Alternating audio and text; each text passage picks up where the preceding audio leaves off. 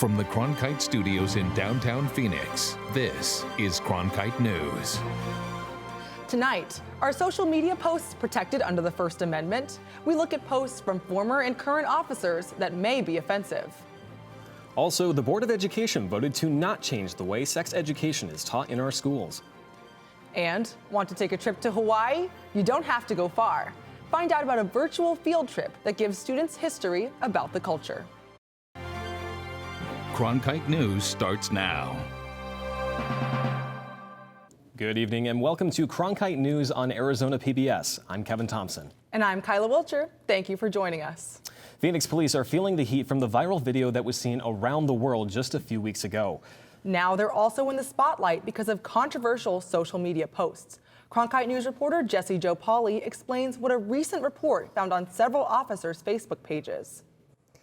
The Plainview Project is a database of public Facebook posts and comments made by current and former police officers from cities across the U.S., including right here in Phoenix.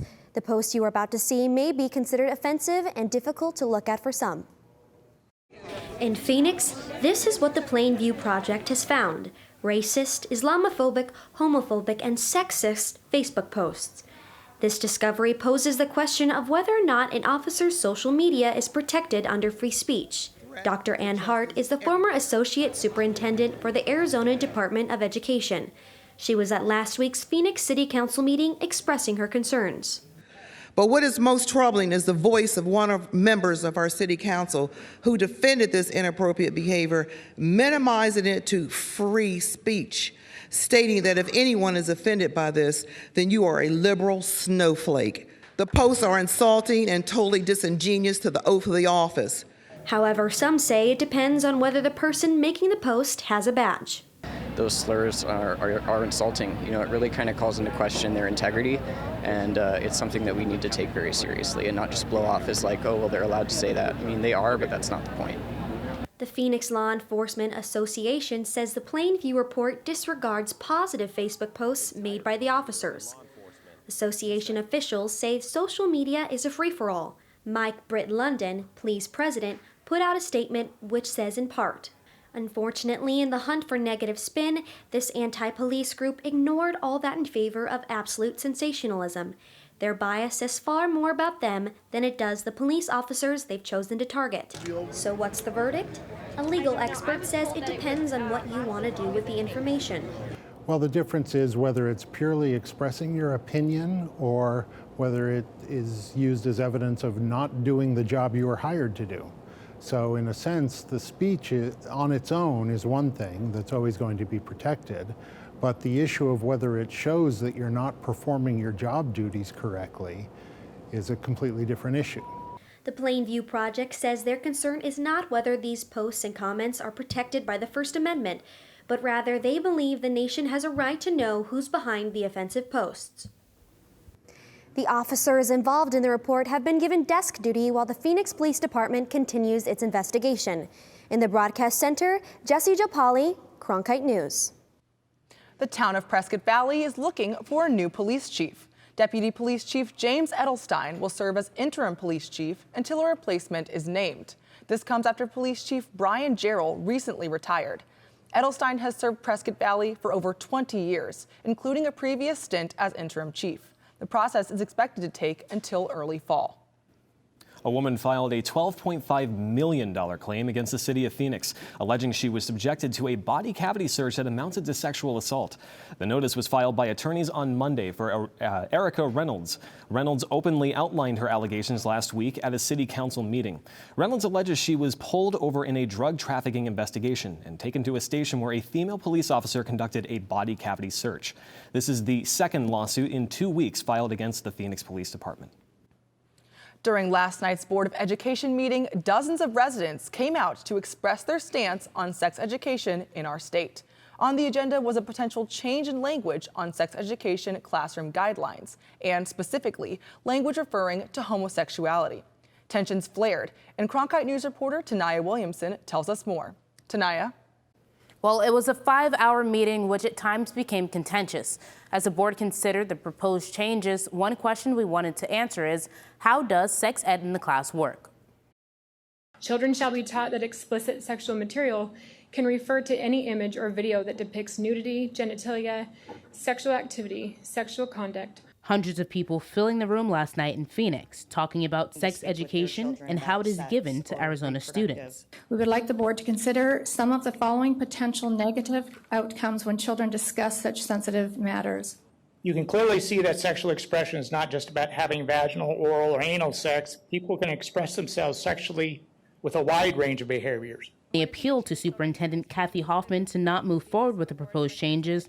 The superintendent actually does not have the final say on curriculum. Stefan Swyatt is the public information officer for the Arizona Department of Education and says it is out of her hands. Local governing boards decide on curriculum. The superintendent of public instruction for Arizona cannot prescribe curriculum for schools. It is out of her reach and purview to do that. The rule changes up for public debate were proposed after a lawsuit over a decades-old state law forbidding sexual education in public schools, promoting a homosexual lifestyle, compelled Arizona legislators to repeal it in April.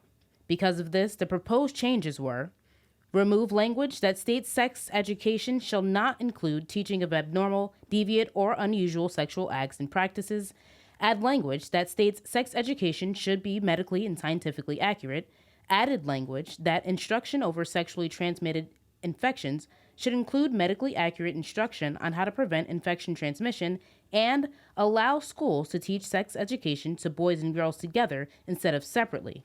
This rule change would make teaching the two genders separately an option for schools. After 5 hours and many passionate pleas from both sides, the board ultimately decided not to vote, keeping the guidelines as is. Swyatt highlighted that when it comes to sex ed in the state, parents have the last word. A group of parents do not want their students to receive sex ed. They can go about opting out. But for the parents that want their students to receive comprehensive sex education, this would be an opportunity for them to receive it in public schools. Today, we asked our viewers on social media what changes they want to see. Here's a sample of some of the responses we received. Elena says, I believe that within these classes, the topic of consent should heavily be pushed, as well as the topic of sending pictures to each other. Most teenagers are unaware that it is considered child pornography and evidence. While Lorraine says, kids need to know what healthy relationships and good communication means. Effective sex ed means giving young people the tools necessary to make good decisions for themselves and empowering them. We have decades of evidence showing abstinence-only programs don't work. Follow Cronkite News on Twitter and Facebook to join the conversation. The acting commissioner of U.S. Customs and Border Protection says he is stepping down. John Sanders said he would resign on July 5th, following outrage over his agency's treatment of detained migrant children. More than 200 children were found in filthy conditions at a Border Patrol station near El Paso. Government officials say they've moved more than 100 kids back to a remote border facility. 6 children have died since late last year after being detained by CBP. Sanders pushed Congress to pass $4.5 billion in humanitarian funding. He says the deaths have impacted him profoundly. The House of Representatives will vote today on legislation to approve roughly $4.5 billion in aid for the growing crisis at the southern border. The White House, however, has issued a veto threat. Nancy Pelosi and House Democratic leadership have been working to resolve issues over the bill. The funding would help multiple agencies and help manage the crisis. They want the bill to focus on strengthening requirements for the care of migrants in government custody and set a time limit of 90 days for unaccompanied children to stay in temporary shelters.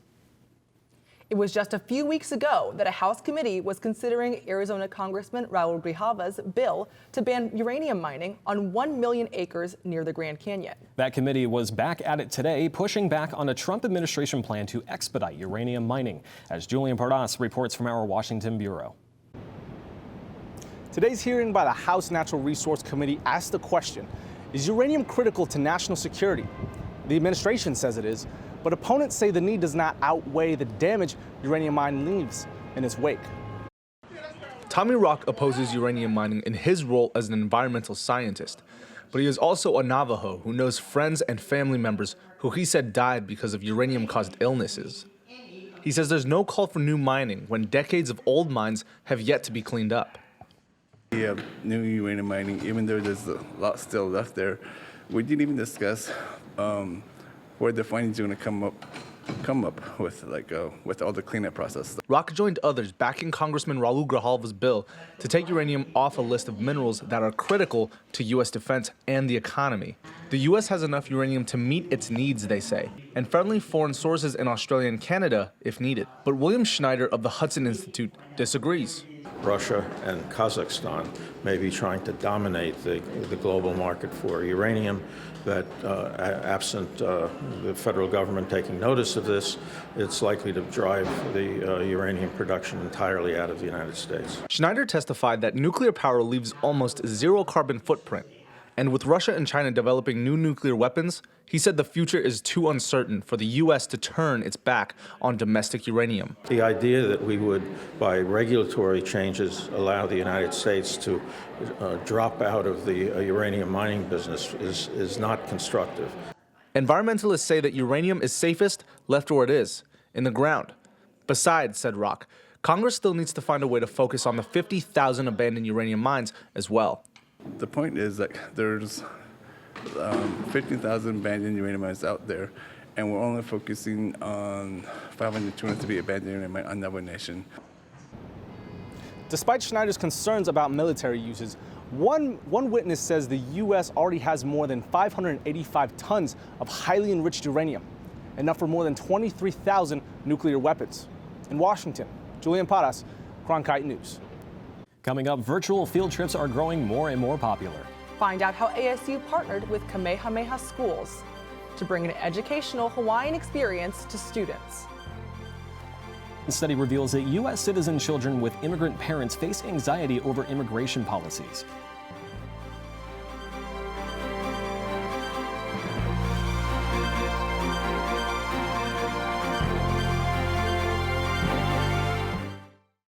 I'm Judy Woodruff, anchor and managing editor of the PBS NewsHour. The journalists of tomorrow face a fast-changing media landscape, but quality news remains vitally important to our communities, our country, and our world.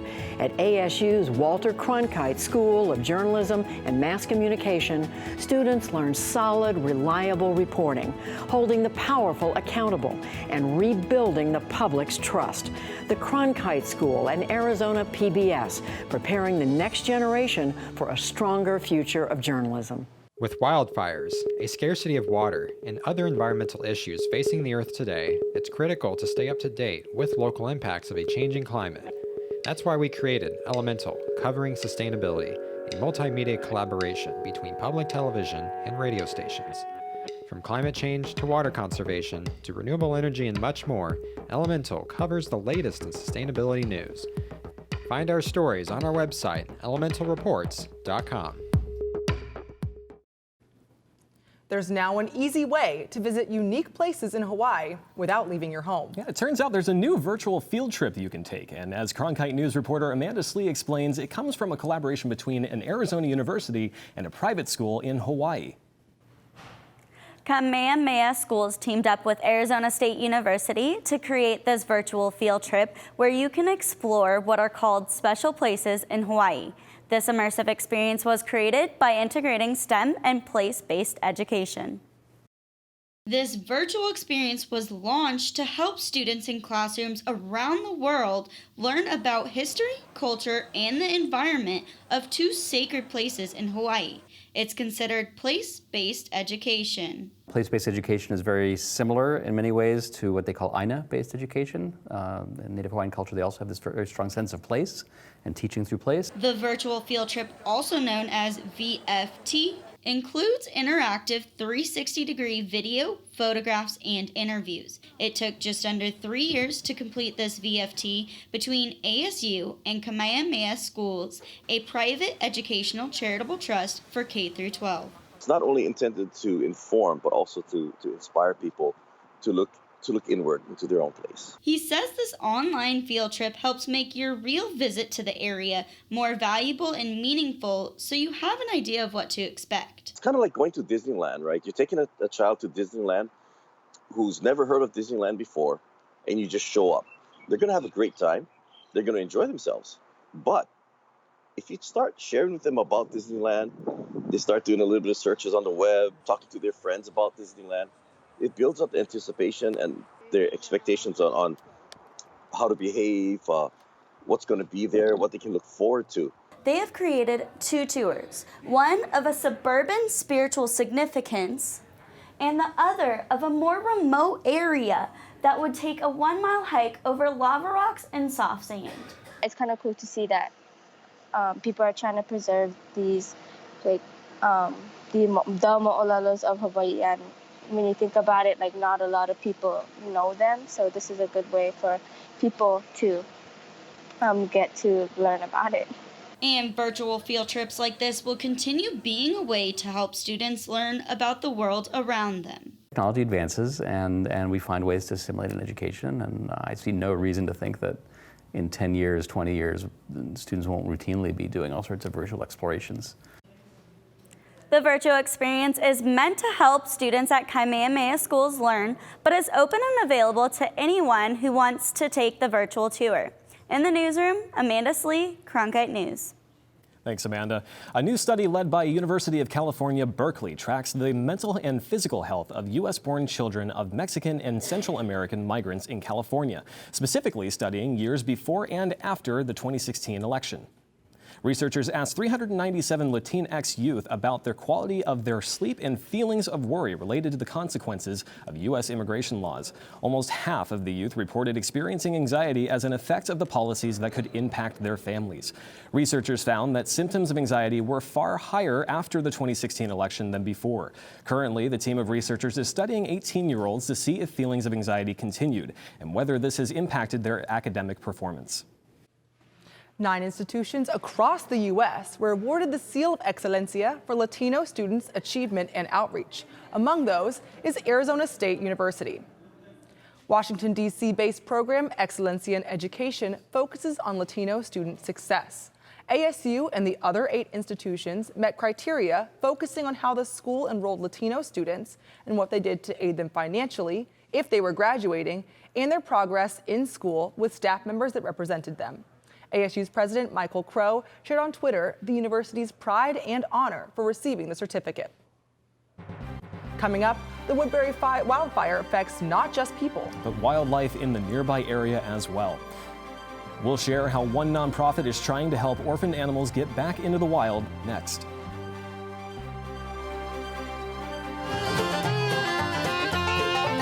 All of its children had come to the Mother Church of Country Music. It was almost like a badge of honor that you had to bring your culture with you to the table. That's why Bob Wills and his guys brought us Western music. That's why Hank Williams brought the South with him from honky tonks. Johnny Cash brought the black land dirt of Arkansas. Bill Monroe brought music out of Kentucky bluegrass music. Willie Nelson brought his poetry from Texas. Patsy Cline brought her heartache from Virginia. I mean, it was the most wonderful parade of sons and daughters of America that brought their hearts and their souls and their experiences, and it gave us a great era in country music.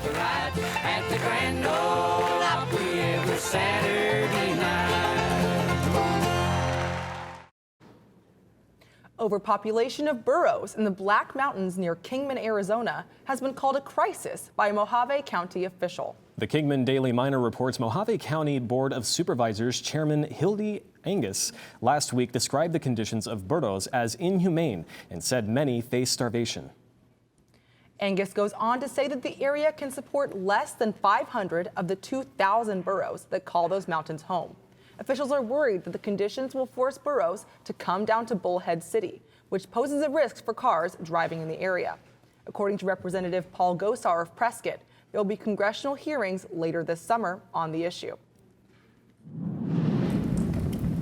Southwest Wildlife Conservation Center reports a huge increase in the number of orphaned animals, including raccoons, bear cubs, coyotes, and others, due to weather, real estate development, and the nearby fires. jumping to over a 50% influx of these animals. Many are in need of rehabilitation. SWCC founder and executive director Linda Searle says the animals have been forced out of their homes, and especially the babies end up lost and orphaned.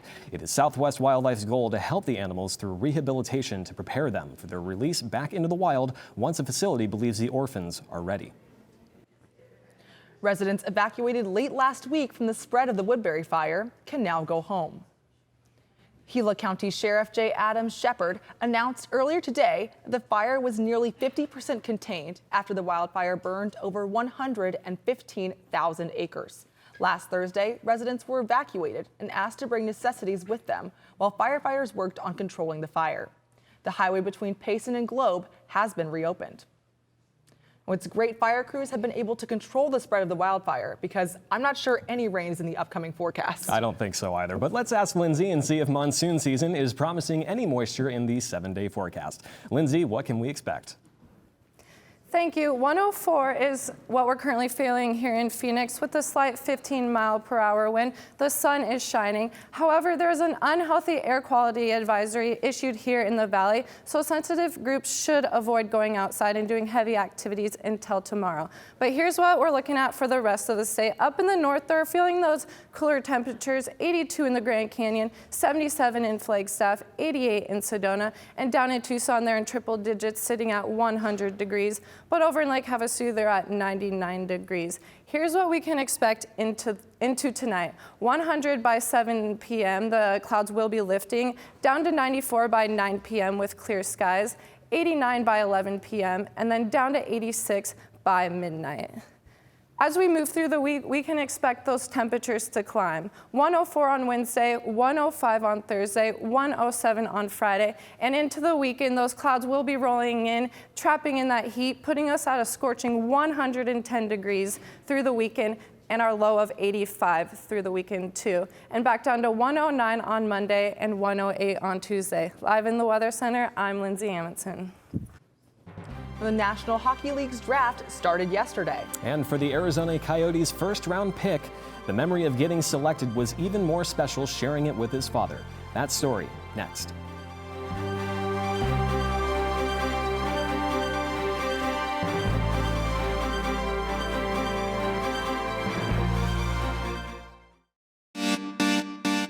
Stay in the know on the go.